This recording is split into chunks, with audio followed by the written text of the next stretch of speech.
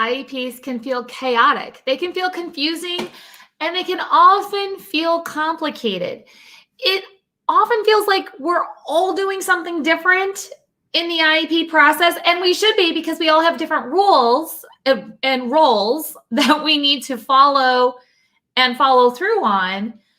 But there's a simple step that we can take to make sure that we're all on the same IEP page, that we're all working together and making sure that we're keeping the child first, that we're keeping the highest priority things highest priority every day in a child's education, and that we don't get stuck in the muck of what's happening with the IEP and feeling confused and letting emotions build because we're not communicating on a regular basis. That's the simple step that you can take. Is not just the advice of, hey, you need to communicate on a regular basis, but that you actually need a communication plan for the entire team set up inside of the IEP. Now, it says in ideal law that every member, including parents, needs to be an equal member of the IEP team, right? So to do that, we have to have equal information going back and forth. A lot of times we talk about setting up a home to school communication plan. And that's fantastic that we have this great home to school communication plan, that we're not really relying on just a generic daily sheet or random communication during progress reports, but that we're truly focused on making sure that we're communicating between home and school in an effective way.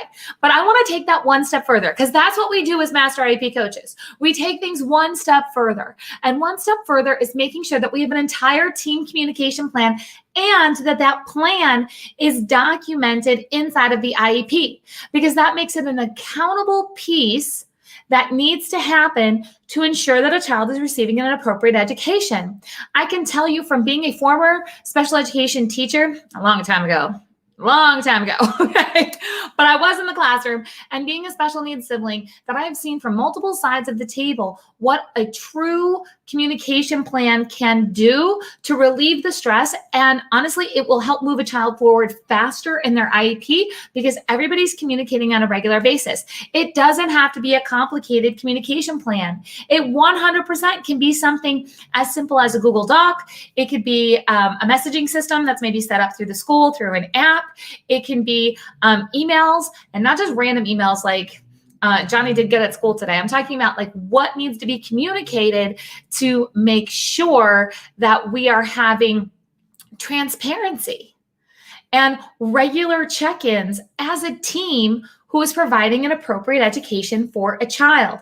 Now, this part that I'm talking about, this part of the IEP that I want you to develop, that's called a team communication plan, it can be put into several different places within the IEP. It could be into the accommodations. It could be in the notes section. It could be, a lot of times it's set up in like a supports section, where sometimes it's labeled accommodations modifications, sometimes it's supports. So as long as it's documented somewhere in the IEP that the team is going to have regular communication, what information is going to be communicated and who it's going to be communicated with and how it's going to be communicated, that then doesn't make it optional for the team to be collaborating, including the parents, on a regular basis. So again, I'm not a lawyer, but I tell you a lot of times where to look in the law. So if we're going to provide an appropriate education that meets a child's unique needs, that prepares them for further education, employment, and independent living, that makes everybody an equal IEP team member, including the parents, then we need to have an extremely clear communication plan. If you're ready to level up and make sure that the IEPs that you're creating, whether they're for your child or they're for your students, are not just the basics. It's not just the bare minimum, that it's not just what the law requires, but it's something that is truly inspiring learning for the child. It's getting people excited on the IEP team about the next milestones that are going to be worked on, that we know with clear intentions of what is next for this student because we're working together. That's what we do as Master IEP coaches. And I want to invite you to pop on over to masteriepcoach.com and download the welcome guide to the Master IEP Coach mentorship. That'll give you a little sneak peek inside of what's happening inside of the mentorship. I can tell you that our final mentorship of this calendar year is happening it starts on Monday. It starts this coming Monday. And it's the final mentorship because this fall, I'm going to be all in with current Master IEP coaches. So to become a current Master IEP coach, you had to have either taken the mentorship before or you're going to take it this summer. So I can be all in with you this fall to make sure that things like a communication plan is written clearly in every IEP. This is not a huge adjustment. This is not something that's going to cause conflict. Is it going to stress some people out because they don't necessarily like to communicate on a regular basis? Sure is. That's okay. That's all right. This is something that for most students, for most teams, this is a mandatory piece to ensure that especially the parents are considered an equal IEP team member and that we're not waiting for questions and emotions to create like this pressure because we don't have the answers that we need. We're not talking on a regular basis. We're not talking about the right things on a regular basis. And then that pressure builds up and the next thing you know, there's explosion and conflict.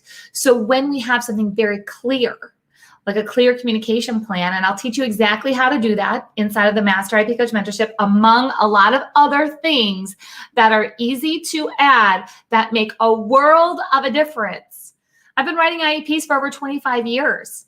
I've been making sure that we're working in the real world. Meaning this isn't theory. This isn't something that we say, you know, it wouldn't it be great if. This isn't stuff that, are just some ideas that we're going to see if they're going to work. These are proven strategies that I've flown around the country and worked with teams and parents to get strategies like this put into the IEP, and it has diffused situations and got the focus back on the child and their learning. And that's what we need this fall. Can we agree on that, right? We need pure focus on connection, relationships, learning, moving forward. We don't need to be dragged down by things that held us back in the past and then everything crashed. And now we got to get back going. And we need to set us up for success as an IEP team. I'm going to help you do that. So when you go over to masteriepcoach.com, you'll just drop your name, your email. I'll send you a welcome guide. You can see if it's right for you. Just remember that this is the last one. There will not be another one until 2022. We've got a lot of work to do because we don't want special education to go back to the way it was. We have an opportunity to put things back together better than they were before. And I promise you, it doesn't have to be complicated. It doesn't have to be hard. You just need to know what to do next as a parent, teacher, admin, therapist. If you sit at the IEP table, developing a communication plan inside of the IEP for the team members to communicate on a regular basis can make a world of difference. And I can't wait to give you even more of these strategies inside of the Master IEP Coach Mentorship. I'll see you there.